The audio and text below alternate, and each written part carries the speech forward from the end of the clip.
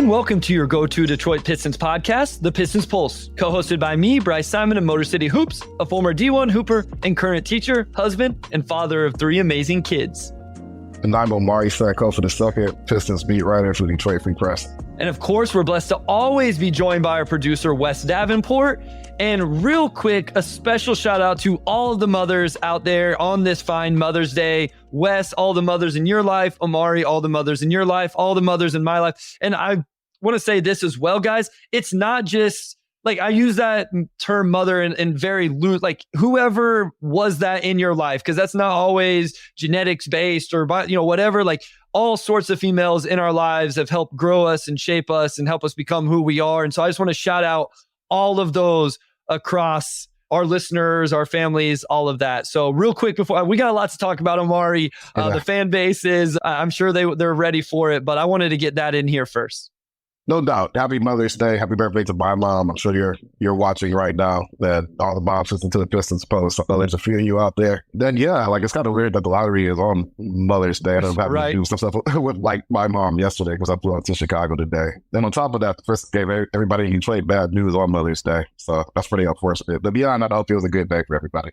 A shout out one of my students here. He's been telling me he was going to find the live stream and he finally found it today. So shout out Brian. I appreciate you, my guy. Go do some homework. I'll see you at school tomorrow. So Omari, NBA draft lottery. So I was recording with Sam. I hadn't been able to talk to my wife about it. She slept during the lottery, so she didn't even know. I walked out of that just to say hello real quick, give her a kiss, come in, record this. And she goes, did the Pistons get the number 1 pick? I said, no, they got number 5. She goes, how does that keep happening to them? Why does that keep happening? Omari, it's a curse. Why does this keep happening to them back-to-back years? And then, I don't know, do you remember, what were the odds the Ivy year whenever they fell to 5? Because they weren't the worst team. What were they that year? I think they were the second worst team. So it was like bottom to, like, it was like second worst. They could have dropped to 6 and they only dropped to 5. Okay. Yeah, so it wasn't the worst outcome. It was the second worst outcome. Yeah, and then worst outcomes the last 2 years. Right? Here's one thing I want to get out of the way. I learned this actually with James Edwards. You're not a fan. You have no emotions about this. So I understand that. What are your thoughts, though, just whenever you see the Pistons fall to 5 as somebody that covers the team, talks about the team, and is trying to build this thing out? Yeah, I feel like the media guys become like a lightning rod when it happens because like somebody was like, well, what about the fans who are like suffering? And I was like, I mean, suffering is a choice. And apparently that was a really disrespectful thing to say. So I'm sorry. Didn't mean it that way. But suffering is a choice, right? You know, the lottery system is intended, especially now, to just not blanketly reward every single team that's extremely bad. And nobody has any control over it. And my general life philosophy is that if I have no control over it, I'm not going to let it affect me more than it needs to. So that's just some Omari philosophy today. But it's just bad luck, man. Like, it just sucks. Like, it's really the Lions' fault because ever since they beat Aaron Rodgers, they've been on the up and up. And the Pistons in that span have fallen down to the 5th pick twice. So I think that Lions went over Aaron Rodgers at the end of 22. That set the stage for this past round. Really cursed the Pistons. The Lions lost the same night the Pistons won, I think, their 3rd game of the season. Like, there's been all sorts of coincidences. Lions had a great draft. Pistons fall to 5. Like, I think it's just this seesaw thing going on right now. And no, it's like, it just sucks, right? Like, I don't even know what to add at this point. It's just, you got to make the best of the pick. And now $60 million in cap space, and you just got to do it the hard way. So if everybody knows, Omari's in Chicago, so he's out there for the lottery. So if you guys see the background, that's kind of a nice background there. You must be at a nice hotel. So, it's a Spring Hill Suites, which is, like, it's not like a Marriott Marquis or anything, but they do have a good selection in art, which is always nice. I like it. Will J says it's Mother's Day, but I have to be on here. We appreciate it, Will J. Always a real one, always tuning in with us. And again, some Mother's Day. I want to talk about some stuff, just the draft lottery in general first, Omari, because we'll talk about Pistons and picks and all of that. Wes brings up a good point.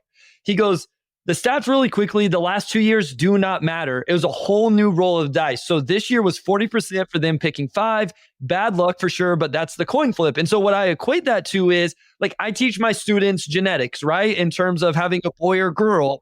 And it's the same idea. Just because you have a girl with your first child doesn't change the percentages of the second one. It's still a 50-50 chance. My wife comes from a family of 5 girls. So like over time, yes, it should balance out. But the fact that in back-to-back years that the coin flip landed on heads, isn't that crazy? Go flip a quarter right now. And if you just do it twice, there's a chance that if all of us did it, multiple of us are going to get heads.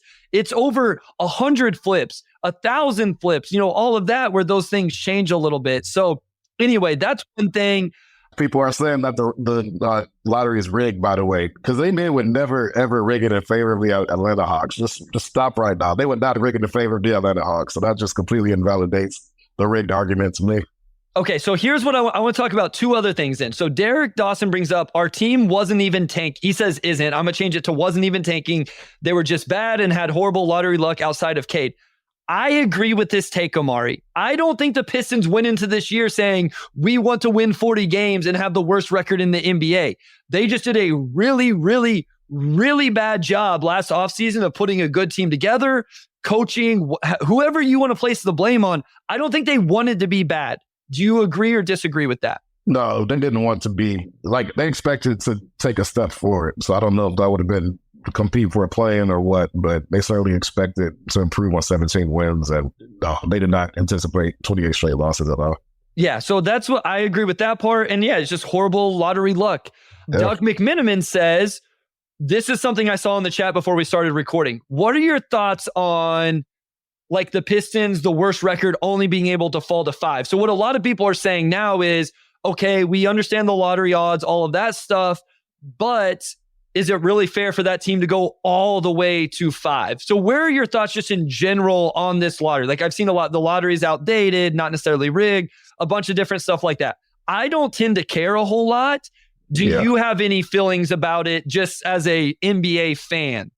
I really don't have any issues with it at all. Like what the NBA is trying to do essentially is just strengthen the middle class, where a team like in Atlanta can make a genuine attempt to compete, which they did. When they got DeJounte Murray, and they've actually been trying to win basketball games. So obviously they were injured last year. Trade DeJounte Murray is not the best backcourt combination.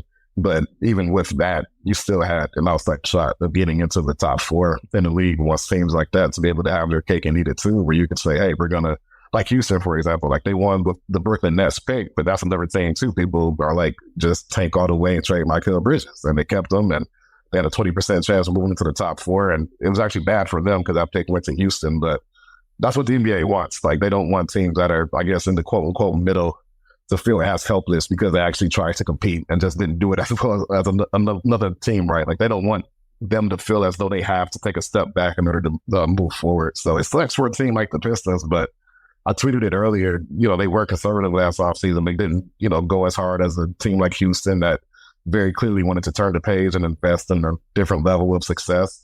And that's where you end up. The 5th pick is still a perfectly fine pick in most drafts. You can still get a really good player. I don't necessarily see it as like something that ruins a rebuild. Like I think pretty straight top 5 picks. Yeah, they found number 5 3 years in a row. So yeah, pretty straight in the number 1 pick. I still think in the grand scheme, that should be enough to get a rebuild going. Yeah, I mean, here's my thing with it, Omari. I don't have a better answer. So I'm not going to sit here and say, hey, this is stupid, this sucks, this isn't fair, et cetera, et cetera, et cetera. If I can't give a better option, I don't know what the answer is. I don't want teams to do this. I don't want teams to tank. I really dislike what the Cleveland Cavaliers did the last game of the season to jockey their position for the playoffs. So I can't be frustrated about that and then encourage teams that tank. It's a different scenario, but for the same kind of idea. So I want teams to go out and try to win as many games as they can every year. I think players do that anyway. Like sometimes I think we put this on the players. Listen, I don't know. Maybe I'm wrong here. I can't imagine a player that's got to the level of the NBA not going out there and trying to win every single night. Like it's an organizational decision. But yeah, no, absolutely. You know what I mean? Just got to consider most NBA players are fighting to stay in the NBA every single year. True. Look up every single year and there's 10 guys that's like, oh wow, they're not doing a team right now. I just checked the other day, where's Montrezl Harrell at? He had a torn ACL or something the other year and he's rehabbing, trying to get back in the league. None of these guys are thinking, I'm going to take today off because if you're not a superstar, all that stuff can really come back to bite you down the road. So no, NBA players are not throwing games on purpose. Yeah, not all of them anyway. Well, most of them are not. Yeah. Most of them, 99%. There's a scenario out there that we will not talk about because we don't have to, because that's not a part of the team that we cover. So, all right. I just wanted to, I didn't anticipate that being part of the conversation here, and it was. And so I wanted to address it because at the end of the day, you guys are our listeners, you're our viewers. We want to talk about what you guys want to talk about. And that was in the chat a whole bunch. Speaking of, if you're watching live, hit the like, hit the subscribe, leave a rating, leave a review, help us continue to grow, and come back and listen because it's going to be a lot of NBA draft, a lot of offseason talk coming up. We'll be bringing on guests, hoping to get some of the No Ceilings guys to come on. Last year, Omari and I did a mock draft just like as we went around. I'm sure Keith Smith will be back soon as well. All right, let's talk about the lottery now. So Hawks go up to 1, Wizards are at 2. We have the Rockets at 3, the Spurs at 4, the Spurs sitting at 4 and 8, looking real pretty there. I will also say, like, the Blazers are another team that fell in this. Pistons at 5. What are your thoughts just with the players that could be there? Let's hash out some of that stuff, Omari, in terms of what we think is going to be available, and could this still end up being an okay thing for Detroit? Okay is the wrong word. Could they still end up with a player that the fan base can get excited about? They can. I think the thing about the quote unquote bad draft is that it usually reflects the top more so than like the rest of the crowd. And I like any other draft, you look at this, 15, 20 players deep, and it's like, yes, a lot of guys that I think could be difference makers for a team to varying levels. And there are guys on number 5 this year that I still think could be really good and end up being one of the best players in the draft. I'm a big fan of Sheppard. I like Dalton Knecht. I like Donovan Clingan, and I know the Pistons have a big, but I just look at him and I'm like, he's a day one starting center, right? Like instant rim protector. Like he's a guy that you can really build around. So there's still a lot of talented players in that range. The reality is that even at number 1, you're not going to get like a splashy pick, right? And I think Alex Sarr is the best prospect. Like I think he's absolutely somebody who can be a franchise type guy, but I don't think the gap between 1 and 5 or 2 and 5 could be as big as it is in certain drafts. Like, where you have like a clear top 3 or 4, right? Like this isn't that type of draft, so you can still get your ideal type of player that low. Yeah, I mean, that's my thing is we can't on one side say this draft has no star power. And then listen, I understand fans' frustration dropping from 1 to 5 again. I get it. I absolutely do. But we can't go into the draft saying there's no star power and then think it's the end of the world because they went from 1 to 5 in a draft that doesn't have like a true number 1 pick. I just recorded with Sam. He has no tier 1 or tier 2 player. Like he keeps his tiers across the board from one draft to the next. So yes, I'm with you. I think Alex Sarr is the best player. I guarantee if they got the number 1 pick, there would be people right now saying, what, Omari? Don't draft Alex Sarr. He doesn't make sense on this team. We have Jalen Duren. And there, you know who we'd be talking about?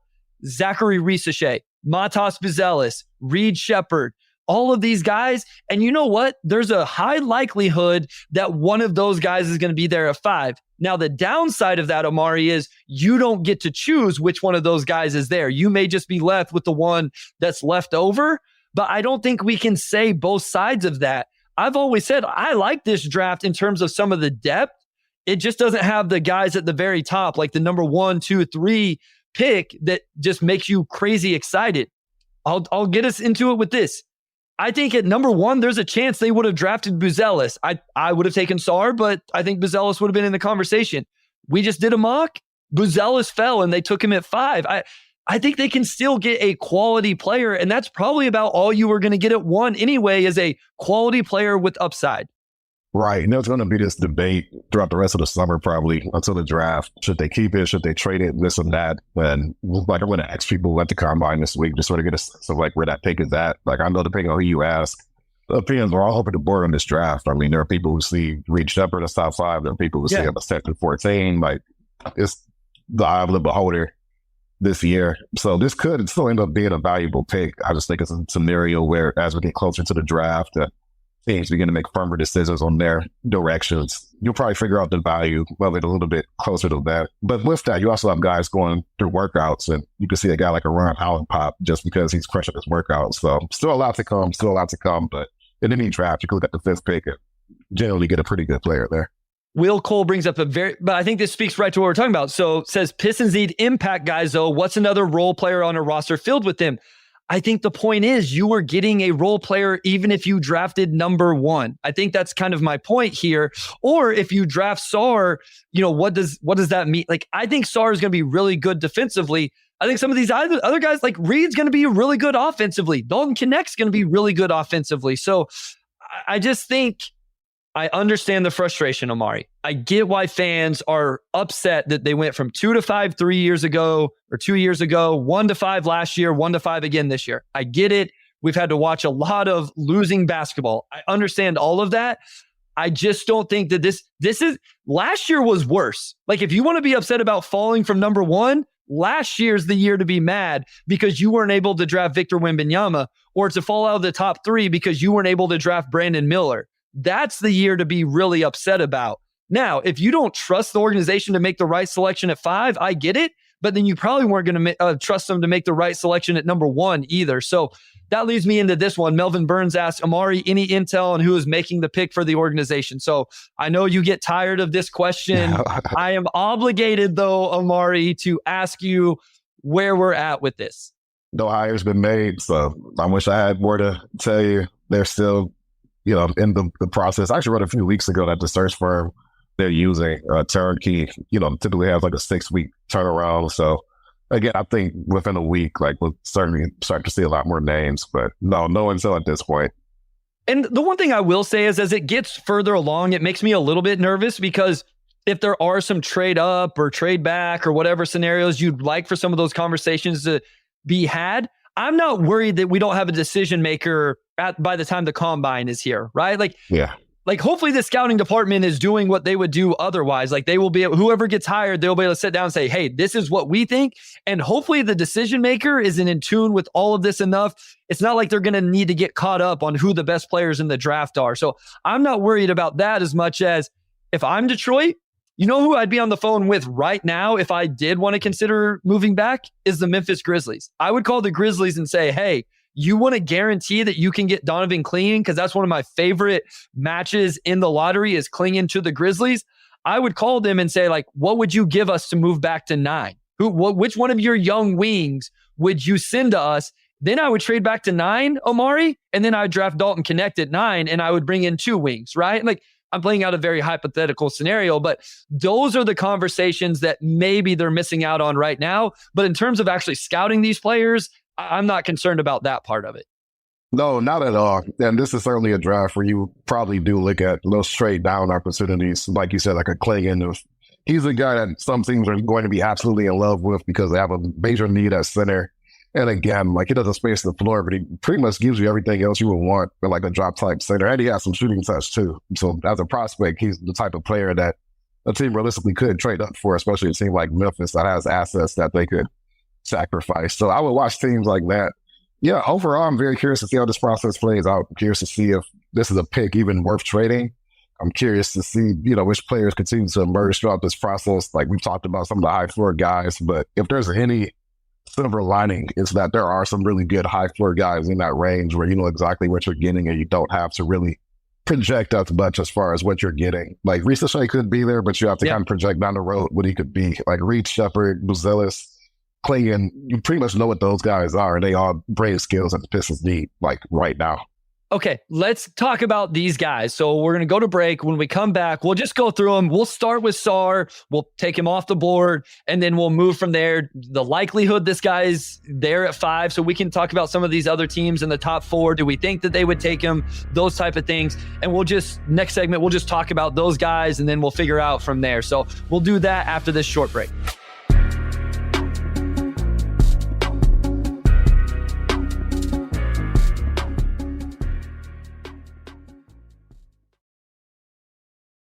All right, we are back with segment 2, and we're going to get deeper into the draft discussion because, again, once you get past Sarr, like, would it be fair to say that pretty much any other player is in play at this point at 5? Okay, so I will give my board. I have 9 guys in my first tier, and I don't have this is just this tier of players. I don't carry over from one year to the next. I'm not saying like they're this tier of player in terms of all-star or something like that. It's just this year, this is how I would have them ranked. I have Sarr and Topic actually in like a half tier above 7 other guys. And so it's not even that much. So I would say Sarr is the number one player on my board. Let's start with this. Is there a world where he falls? I say no. Even if Atlanta doesn't take him, then I think the Wizards scoop him up. Like they sprint to the podium to draft Alex Sarr. Would you agree? I would be shocked if he got fast too. I mean, again, if you look at all the prospects, he's just the one that has the perfect intersection of skill right now and long-term upside. So he's not getting past two, and I don't think he gets past one, but definitely not two. Yeah. So can we set on this? Do you think the Hawks end up taking him? Is that where like you're at right now? If you were Atlanta, you trade Capella and draft Sarr? That's where I'm at now. Absolutely. Yeah. Okay. I'm in the same place. I think that that's what they should do. That makes the most sense to me. Okay, so we're going to take Sarr off the board. I don't think he's a guy that we should spend a lot of time talking about moving forward unless like the Pistons make a crazy move up. If you're moving up to draft Sarr, then that definitely means that they're probably moving on from Jalen Duren. So, and I don't think that that's where the organization is at. So I'm just going to go with my board. Nikola Topic. I think there's a chance Topic could be there at 5. I don't think Atlanta makes sense. Washington does. Maybe not. Washington, Houston, San Antonio could all make sense for a primary initiator like Topic. But let's talk about him anyway. Any thoughts on Nikola Topic? Primary initiator, 6'6", 6'7", young kid. He's back playing overseas after a knee injury, I believe. You know, some overlap with Cade, but thoughts on Nikola Topic? The only reason he's not in a discussion for number one really is because he shot like 30 or 31% from three. And okay, like that's a big reason to not go number one. But I say that to say that the rest of this game is to be so advanced that he is pretty close to a sure thing as far as just knowing that you're going to get a point guard who can really run your offense for the next 10 years. He's been compared to Goran Dragic. Like I think that's a pretty good comparison. He's just got great touch around the rim. Shot 50% overall despite shooting 30% from three, which just tells you how efficient he was inside the arc. I also shot like 87% at the line. So touch-wise, like there are not many issues with him. It's just he's not shooting the three very well. But if you think he can figure that out, then he's probably the first point guard off the board in this draft. Yeah, you look at a team like Washington or the Spurs, and I think both of those teams probably have a huge need for a guy like that. Yeah, I agree. I think even Houston, I don't think that one makes as much sense. But if he's there and you want a Fred VanVleet replacement eventually, that's a guy that could go there. And like now that lineup is really super set. So would you agree that Topic is probably off the board for the Pistons at 5 as well? Like, I don't know that he's a guy that makes a ton of sense. How much would you consider Topic if he is there at 5? So let's say this draft goes something crazy. Sarr, Risacher, Buzelis, Hall, whatever. The top 4 guys are off the board. It's like, hey, this is our best player available. Like, is this, I mean, I know you're a little more best player available than me, not a ton, but a little bit. How much would Topic overlap with Cade kind of give you a little bit of pause? Yeah, it gives me a lot. It's just, I just don't see Topic as an off-ball guy at all. I think you want the ball in his hands, and to maximize his skill set, you put the ball in his hands. And Cade's obviously the same way. So I just don't see those guys really meshing, especially since Topic like really is not a shooter at this point. And even though I do think he'll be able to shoot the ball, I don't think you draft him with that expectation, because again, it's just certain things that are tough to project at the next level. And he wasn't a high volume shooter either. Like, will he even play in that way? I just don't see him fitting next to Cade. Like, if they had just Ivy and Sasser, I would be like way more for it. But just with the existence of Cade, I don't know if you could double dip on 2 primary ball handlers or some of the other needs on the roster. So what I would say is, as Pistons fans, you should hope for Topic to go number 2 or number 4, whatever. Like, you want Topic to go ahead of the Pistons pick and continue to push some of these other guys down the board, because these are the guys I think are truly in play now. I think Sarr's gone. Topic is probably gone and doesn't necessarily make a lot of sense. So let's talk about the guys who could potentially be there. Let's talk about Zachary Risacher, young 3-and-D wing, still almost shooting 40% from 3, even as he struggled the last month. I think this is a guy that could be there. So you look at this. Could Atlanta take him? Sure, but they have some wings. Washington has a ton of wings. I think Washington either goes point guard or big man. The Rockets, a ton of wings. Now, I think the team that he doesn't get by is the Spurs. But, I mean, that's just one team we're talking about that take something different. Like, maybe they love Rob Dillingham and don't think he's going to be there at 8. I think there's a world where Ricochet still falls to number 5. I've seen Ricochet, Omari, on people's big boards 7, 8, 9, 10 even because of his last month. I think this would be a huge win for Detroit if he falls to 5 and they can select him there. Yeah, I agree. I mean, he's somebody that people would have mocked to the Pistons at 2 or 3. So to get him at 5, I think would be a huge win. Just a guy who's 6'9", 6'10", long wingspan, 38% from 3 on pretty good volume. He's young. I believe he's still 18 or just recently turned 19. I forget, but he's young. He's like college freshman age. And just being a big wing, he really fits that hole the Pistons have had at the 4, where you just have a pure floor spacing 4 who can play next to Cade, play next to Durant, all those guys. So I think fit-wise, I think long-term upside-wise, he probably checks the most boxes for Detroit. The risk is that maybe you just end up with a guy who's like a Cam Johnson, but even getting Cam Johnson at 5 is still good, right? Like, I think that's probably a pretty realistic outcome for him, but that's still a pretty good outcome. So I mean, like Ricochet a lot. Yeah. A month ago when he was shooting 45% from 3, I took him number 1 in a month. Like, the Pistons got the number 1 pick, and I took him over Sarr because at that time it's like, this dude is a 3-and-D wing who's shooting crazy from 3. It makes sense. Now, maybe the shooting wasn't as true as that, but I think the form actually looks really good. I had a scout tell me he is the French version of Trey Murphy III, and I'm like, I'm in. I like that. Give me that guy. He was actually saying it a little bit negatively in the terms of, do you want to draft that guy number 1? But at number 5, that is a slam dunk selection. And I'm just saying, based off kind of what you see, the momentum with him, I don't think it's crazy that he could end up at number 5. I don't think it's likely, but I don't think it's crazy. So I think Ricochet is still in play for them. Okay. The next guy on my personal board would be Matas Buzelis. And I think this is a guy we probably need to spend quite a bit of time on talking about, discussing. I think Wes has a really interesting idea about Buzelis that I want to bring up to you that makes a lot of sense. And let's talk about him, because I think this is the most likely player to be there at number 5 for the Pistons. So what are your just tertiary foundational thoughts on Matas Buzelis?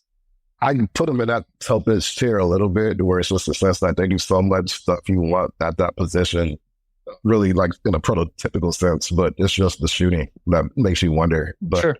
Buzelis, I mean, his rim protection instincts, I think, are great. I think he's a really solid ball handler. He sees the floor well for his size. And he's a solid athlete. He can finish at the rim. I think the shooting is probably what really makes his draft stock all over the place, because he didn't shoot well. And I think the G League Ignite in general are a tough evaluation just because of just how much of a wreck this past season was. Like, it literally killed the G League Ignite. Like, this season cannot have gone worse. It literally killed the league. I mean, Omar, in past years, I think we've said this. It's like, they literally, as you said, got rid of the league because it was so bad. And they were, I think the final thing was one of their academy players ended up, I think it was Malawak, went to Duke. And it's like, whenever one of these guys we've brought up through our system, that may not be the right player, but everybody's like, this is really bad for the Ignite that they couldn't even keep their own player. And it's like, they had no point guard at all, with a bunch of wings that aren't primary initiators. It was so bad. And that's why it's tough to judge the shooting aspect, because he did shoot the 3 pretty well at lower levels. And people probably forget this now, but this time last year, he was the sort of default number 1 pick, just because of the hype that Ignite had and just his overall profile as a player. Really, the past 2 years, he was probably the fill-in number 1 pick up until they actually started playing basketball. But I just don't know how many good threes were generated for the Ignite last season, which is probably a little bit higher on Ron Howland than other people as well. But yeah, Buzelis, so much to his game that I love. And it's just, you look at the 25.5% outside shooting. But not only that, he was a tick under 70% at the line too. And he also didn't get to the line the whole lot. I know that those numbers are a little bit skewed because of the G League, but he doesn't get to the line a lot. That's an important point to make. I'm glad you said it. Yeah.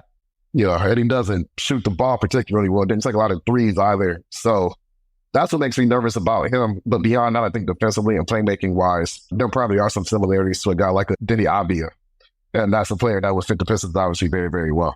So Wes just got so excited. I wasn't watching, but I can't imagine he didn't light up with that comment. So Buzelis, so a couple caveats whenever we're looking at the Ignite players, because we're talking about Ron Holland as well. if you go to Real GM to look at these Ignite stats, make sure, guys, you scroll down to G League full season stats per game. Because if not, like, they split their season up into two, like showcase and regular season, and for whatever reason. It's awful. So yeah. it makes no sense. I guess we don't have to worry about it anymore. So whatever. Well, if you want to look up G League stats, I guess it does for just guys that are in the league. 46% from the field, 26% from three, 70% from the free throw line. And again, I'm glad you pointed out, Omari, 2 free throw attempts per game, but in the G League, they just shoot 1, and then it's worth 2 points to speed up the game. Over 6.5 rebounds, almost 2 assists. I think what's really intriguing, almost a steal a game and almost 2 blocks per game, Omari, in the G League at his age. I'm with you on the shooting. If this guy would have shot 33% from 3 even, or if the free throw percentage was better, this would be a done deal, and he probably would be, talked about as the number 1 pick.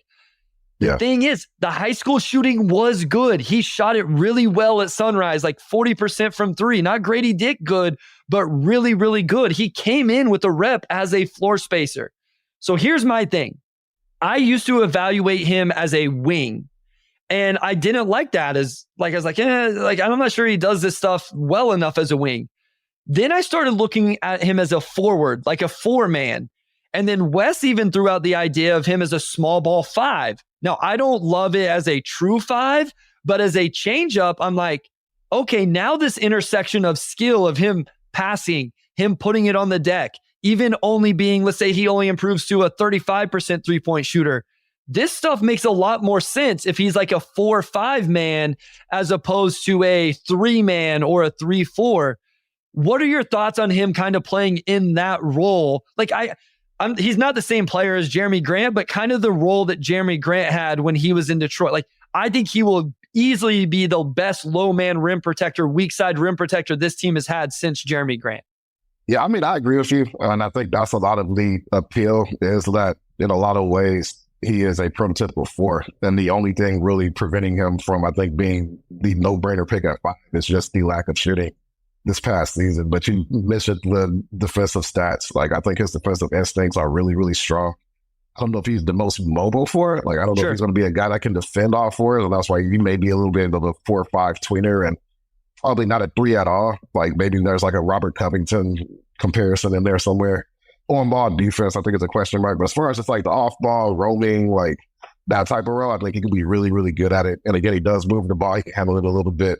Solid athlete. He checks a lot of boxes at the 4. It's just the lack of shooting that's the difference between him being a long-term starter and like a bench piece to me.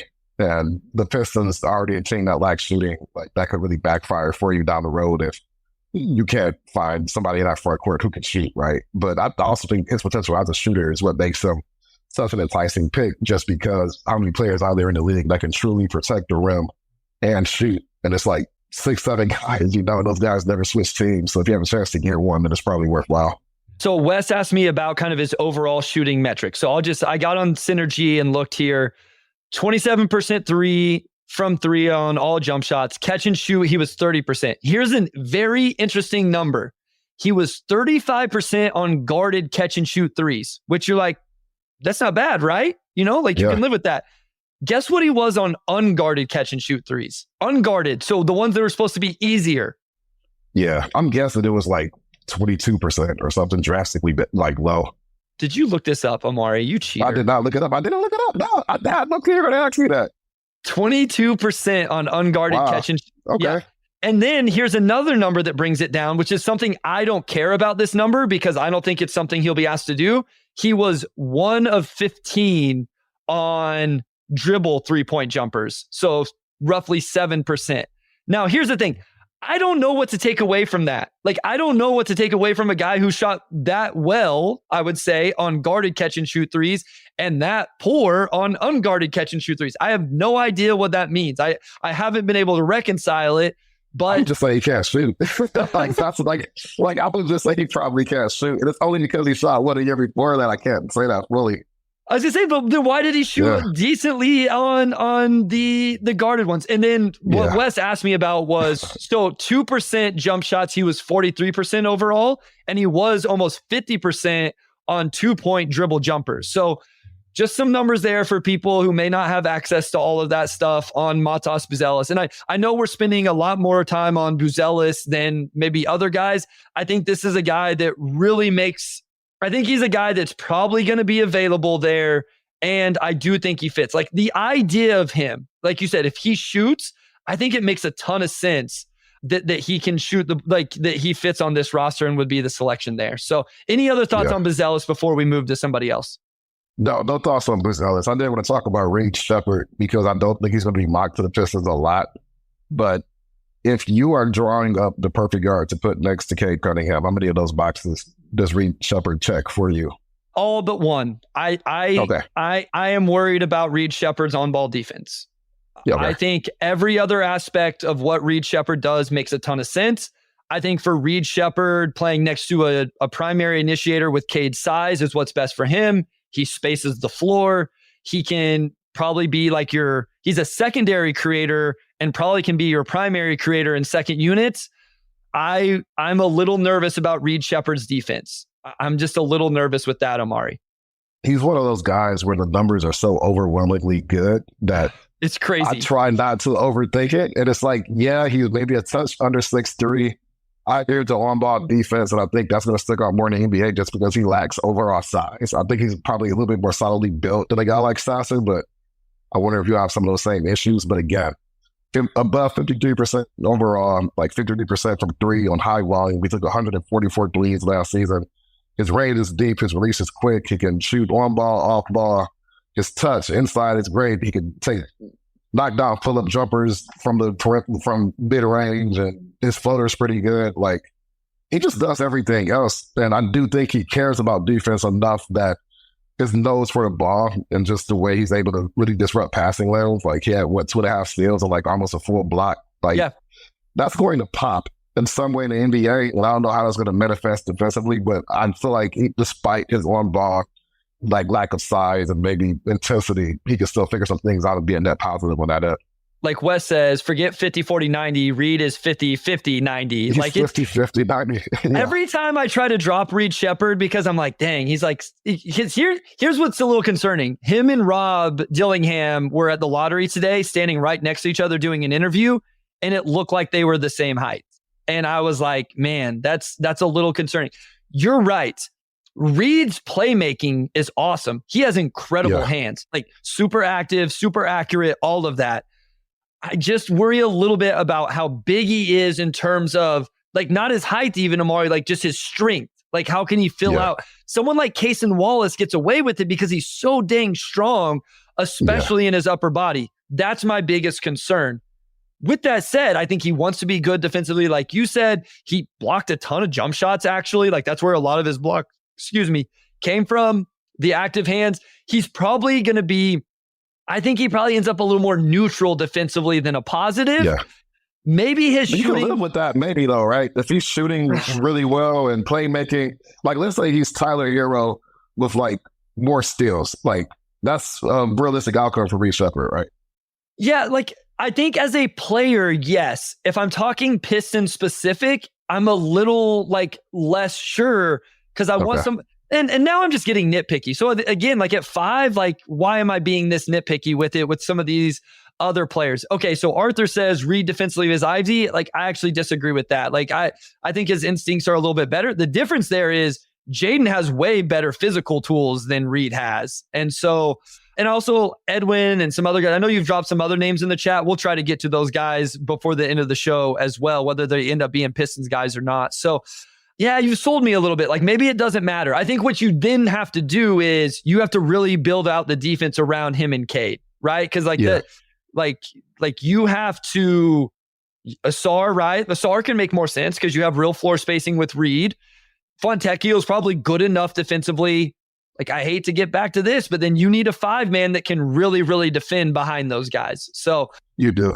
Especially if you pass on a guy like Klingan, and I still think if Klingan's there over Reed, you probably just go Klingan just because that's probably the tougher need to fill if you're just looking at the rest of the draft. Okay, I want to talk about these guys. So let's keep it rolling. We'll go to break, Omari, and then when we come back, we have, I think the Ron Holland, Steph Castle conversation can be had essentially at the same time. We need to talk Donovan Clingan. and then probably Dalton Knecht, maybe a little Cody Williams. We can start with whoever you want after this short break.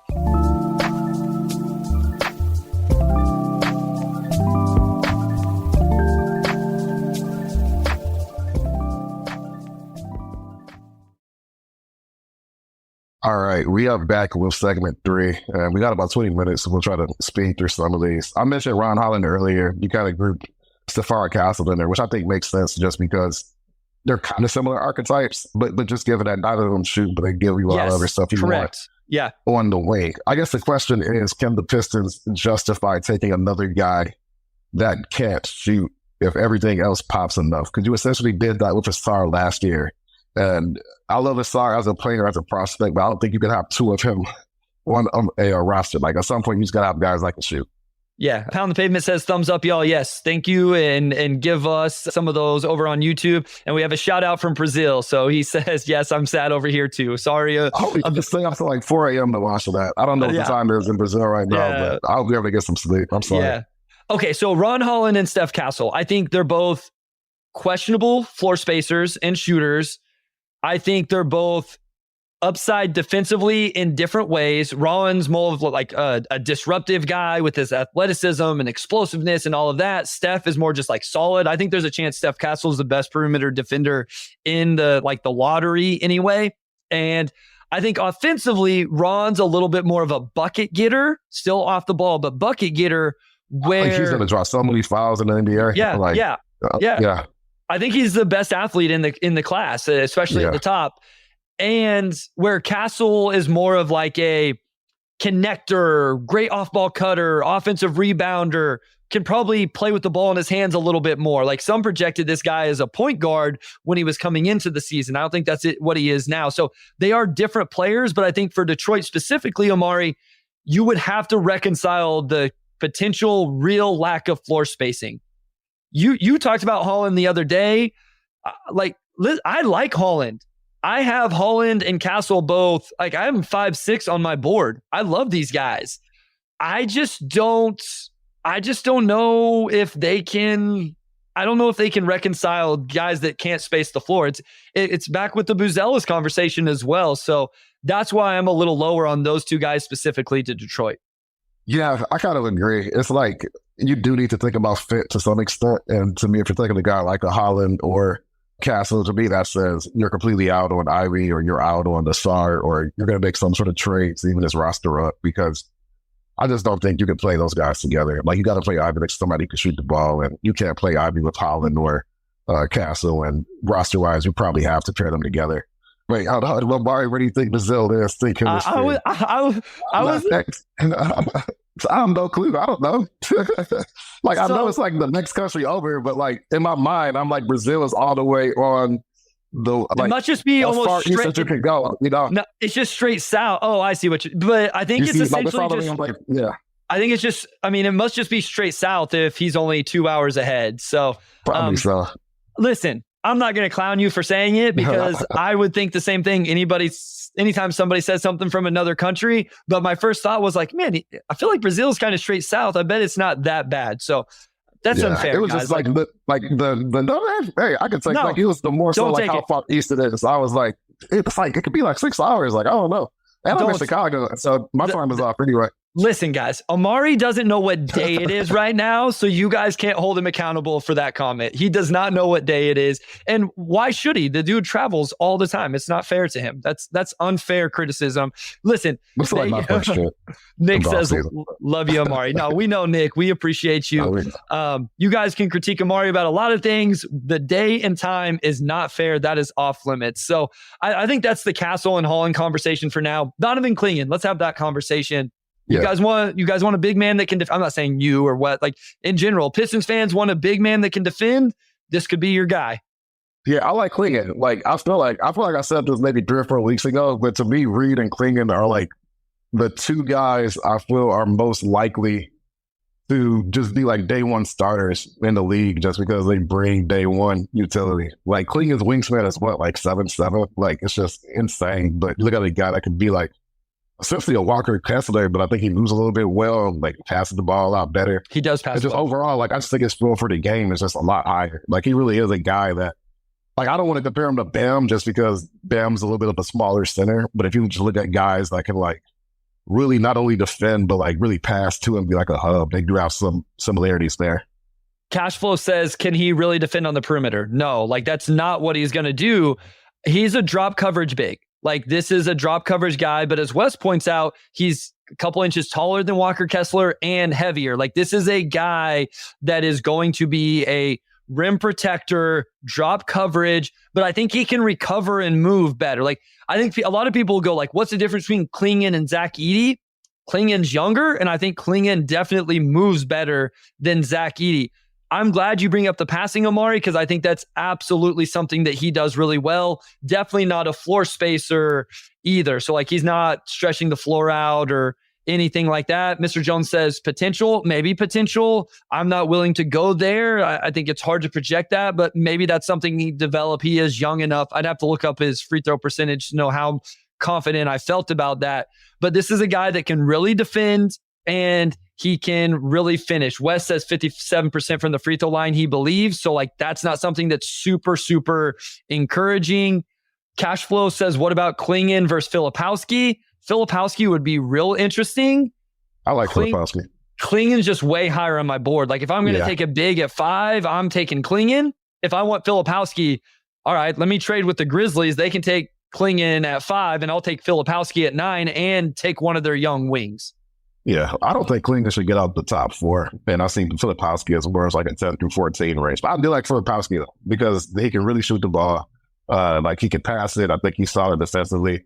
Like he's like a jack of all trades, master of none type guy. But like any big that can hold their own in the paint and shoot is going to have utility in today's league. And he would essentially give the Pistons a lot of what they got from Gallinari and such last year, because their plus minuses were still like off the charts good. Like I think Filipowski could be sort of like a Mike Muscala type guy for this thing.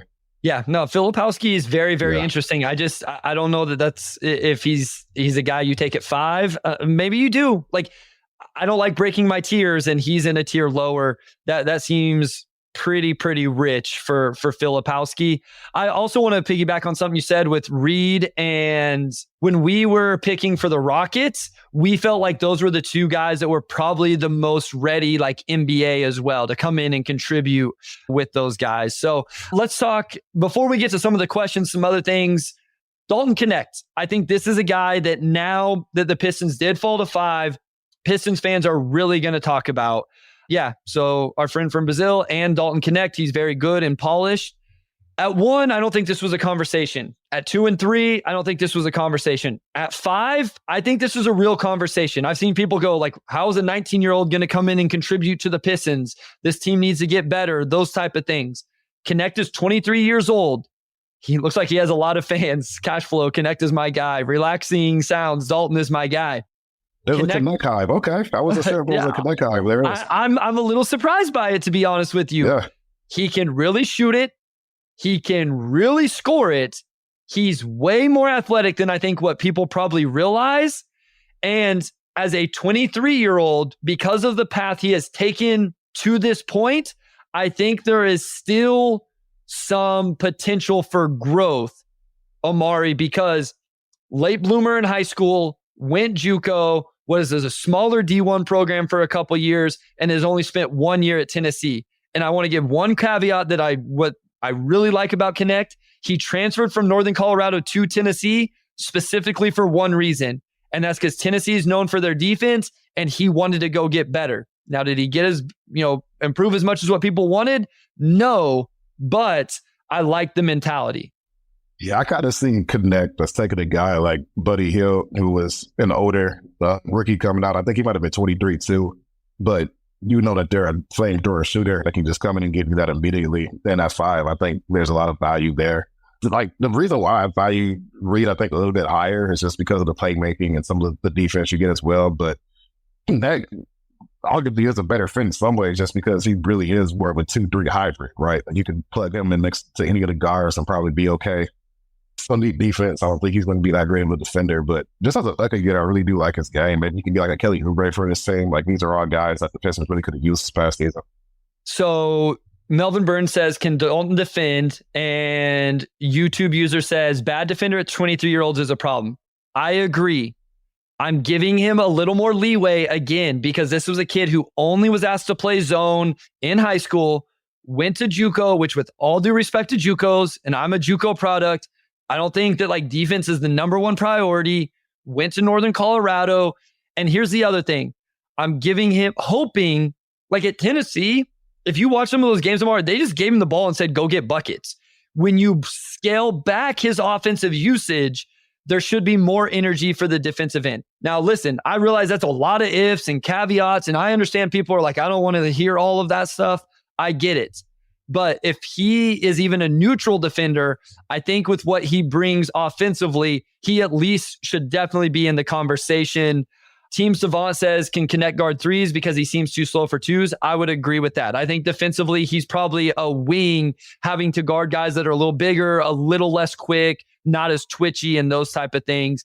And then in this scenario, Omari, like you would definitely need to add a perimeter defender to help out Asar. So. No doubt, no doubt. All right, we have about 8 minutes left. We can start digging into some of these questions here. Yeah. I'm going to start off with Doug. Do you think this affects the offseason plan significantly? I'm going to say no, not significantly, just because this is not, for one, you can't really plan around the lottery. And I think teams in general sort of approach the lottery in the sense that it's a complete crapshoot, right? So you can't really base the rest of your offseason off of that result. I think with that, yeah, the fifth pick probably is not going to have the trade value that the first overall pick has. So the next evaluator will have to figure out, is it worth moving off of this pick? You know, there may be a case where a deal doesn't materialize until the actual night of the draft. If there's somebody there on every team wants, like let's say Klingan drops down to 5 for whatever reason. But with all that said, I don't think so. Like if you win the Wemby draft, that probably changes your offseason plan. Like falling to 5th, then this type of draft is probably not too different from if they had gotten 2 or 3. Honestly, I think the only real difference is if you get 1, then there's a team that just has to have Star. That's what I was going to say. If they would have landed number 1, then now you're having to reconcile, do you draft Sar? What do you do with Sar? How does that play out with Duren and all of that? Or if you have number 1 and it has real value, or even in number 2 somehow has real value, whatever, and you're going to package that to go get another player. So, I mean, I think it obviously that's a big difference, but with where they're at now, I don't think that being at 5 changes a whole lot. Omari, do you believe the Pistons have the trade capital to acquire Brandon Ingram or a similar player with the pick falling to 5? So this kind of plays into it a little bit as well. I think they do. Like, I'm curious to see how hot the market for a guy like Ingram will be, because the thing with the Pistons is just there are teams that really do have draft capital that Detroit does not have. So if Detroit's making a deal for that type of player, you're probably going to have to part ways with 1 or 2 of the young guys, whether it's Ivy or Duren or somebody, right? Like I'll say the only guy that's probably truly untouchable on this roster, to the extent that a player can be, you know, unless you get Giannis or something, is Cade. So I'd be curious to see. Like I think if you look at New Orleans, they clearly need to do something. And, you know, the Pistons could possibly just give them the financial relief that they need just because they have cap space, right? So I think they do. It just really comes down to how much, like, to what extent are you willing to part ways with the young guys? Because I don't think you're going to get them for just the 5th overall pick. I think it's going to take a little bit more of that. All right. Pound the Pavement says, what can you get for a 5th pick? What kind of trade? Some say it's pretty worthless. Like, I don't think you're just moving number 5 on its own. I think the trade scenarios here, Omari, are you trade back. Like I threw out the Grizzlies scenario a little bit earlier. Maybe somebody drops, right? Maybe somebody falls in love with Rob Dillingham. Something like that where you can trade back and acquire a future first or something like that. I think the other thing is, at the end of the day, if you want to really take a swing, you're going to have to package multiple young players anyway. So I still think the addition of Matas Buzelis or Donovan Clingan or whoever packaged with Jaden Ivey or, you know, whoever it is, I think you still are going to have a player that has value if you put them in a trade with other young assets, if that's the path the Pistons front office would decide to go. Yeah, them owing that pick to the Knicks just continues to haunt them. Well, I guess you just cease, like, when are they going to get off this obligation? Yeah, no, it continues to like convolute things every single time we talk about this stuff. 2 more, one specifically here to the Hawks. Any chance the Pistons could take on Capella? 1 year left, and the Hawks give us an add-on to like a 2nd round pick. So Hawks are going to draft Sar. Like, you know, in this scenario, Capella makes sense coming to Detroit, you know, playing as, I guess, you know, you would still prioritize Duren, but as a backup rim protector and lob threat. I would look at that for sure. Like Capella's the exact type of big you need for the reasons you just named. If I'm absorbing that salary, I probably want a little bit more than a second round pick. Although realistically, I don't know like what else you would get. But if they're zeroed in on SAR, then that probably makes it less likely that they move off of a guy like a DeAndre Hunter and more likely to move off of a guy like a Clay Capella. Wes posed this question earlier, which I'm also curious what the answer would be, is how much Onyeka Okongwu factors into that discussion, because he could be a starting caliber center. Obviously, like, he passes it pretty well, but he's not a guy that's going to like shoot the ball particularly well. So does he just stay at the backup big? He's probably not that a guy where you pass on drafting a big because you have him, right? Like, you could have both those guys in their rotation. Like, I would take a swing on Capella for sure. I would probably just want a little bit more in the second round pick if I'm absorbing that salary. Again, we've talked about this. This is the type of SING contract I think makes more sense for the Pistons this summer. Like, a player that can actually play and contribute. And I think Capella still has a little bit of juice left. And so those are the type of ones, not the Joe Harris ones. But like, I don't know if you're going to be able to use $60 million on just like actual quality signings and stuff like that. So if you take this as part of it after making other moves, I could see that. So last one here, and this is from Edwin. Edwin, I told you we would get to it, so we're going to. Omari, I don't know how familiar you are with all of these guys, if you want to just talk about one, but he says some other late round prospects. He said he's really high on guys like Bobby Klintman, Tyler Smith, Keyshawn George, all slated to be late to out. Like, I would say all of the Tyler Smith is a guy that draft media. You'll find some guys that have him in the lottery. I don't think Klintman or Keyshawn George are lottery picks right now. None of these guys are lottery picks for me. All of these guys would be in my late first, early second round tier. Yeah, I'm going to be honest. I really more so just looked at the top 10 and like the bottom 10, because after 53rd pick, that whole middle range, I wish you guys, I know just from watching, but I'm going to, Bryce is the draft expert on this one. My draft bag only pertains to the Pistons for the most part. Although I have seen Bobby Clinton's name a lot of a player that people are intrigued by. So I still have a little bit of digging to do on that. Yeah, so Klintman is a guy, I've obviously got him at 53 for the Pistons in my last two community mocks with Richard Stayman. I don't think he falls to 53. I think that would be like a steal for the Pistons. He played in the NBL over in the same league as Sar. Great off-ball cutter, long, like forward, can shoot it, I think, but the numbers don't entirely back that up. I think as like a second-round guy, that'd be a great addition. Tyler Smith is a little bit more of a stretch big. So obviously that would be very enticing to Pistons fans. The defense is a big question with Tyler Smith. Keyshawn George is the kid at Miami, a little bit older for a freshman, crazy skill. Like, he can really shoot it, great length, great size. Like, I really like what Keyshawn George does. I really wish, and again, this goes back to the Fontecchio trade. I wish the Pistons had a pick at the top of the second. They just don't. And so Team Savant brings up Deron Holmes. I think Deron Holmes is also going to go in the first round. I think he's a very skilled big. You won't find a bigger fan of Deron Holmes than me.